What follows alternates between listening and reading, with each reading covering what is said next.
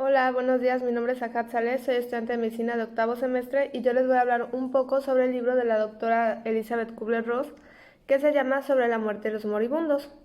Este libro, como lo menciona, busca ser un alivio psicológico para los afectados, es decir, que va a hablar de las fases del duelo. El primer capítulo, la doctora habla sobre el miedo a la muerte.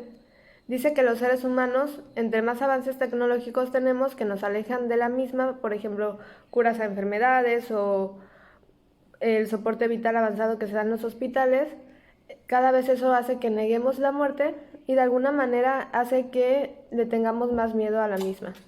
El segundo capítulo se va a llamar Actitudes con respecto a la muerte y el moribundo.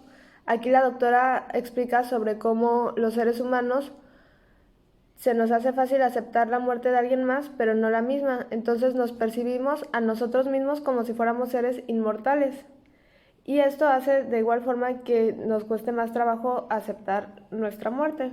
Después ya en el tercer capítulo la doctora explica la primera fase del duelo, que vendría siendo la fase de negación y aislamiento. Algo que me pareció importante mencionar es que esta fase no es una fase lineal. Esto quiere decir que a lo largo del proceso del duelo puede ser que nosotros volvamos a presentar negación y aislamiento. Y muchas personas creen que el duelo es algo lineal, es decir, que vas pasando por cada fase y no puedes retroceder.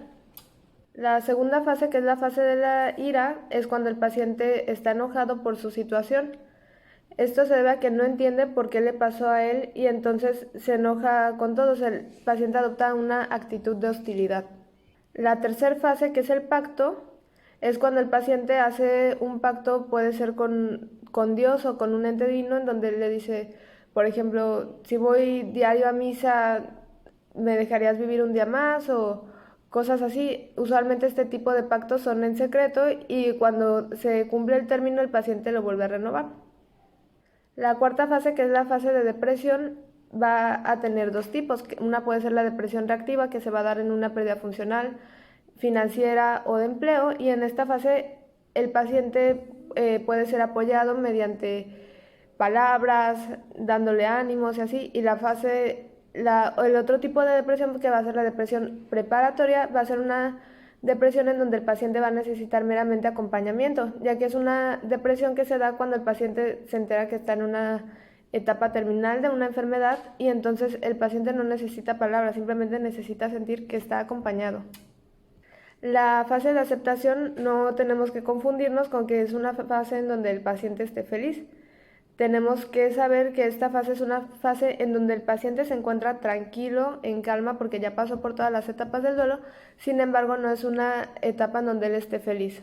En el octavo capítulo la doctora habla de la esperanza. En este capítulo la doctora menciona que es importante no mentir. Esto se refiere a que no le podemos decir al paciente que va a vivir pues más o que se curó si no es así. Simplemente debemos de hacerle entender que existe una trascendencia y eso le puede llegar a dar cierta esperanza.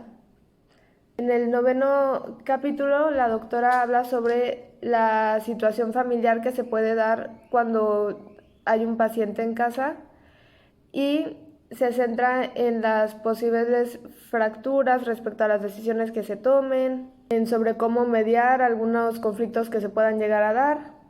Y este es el último capítulo del libro, en donde se explica desde el inicio cómo sobrellevar el duelo y por qué se da ese duelo, ¿no? O sea, que es el miedo a la muerte.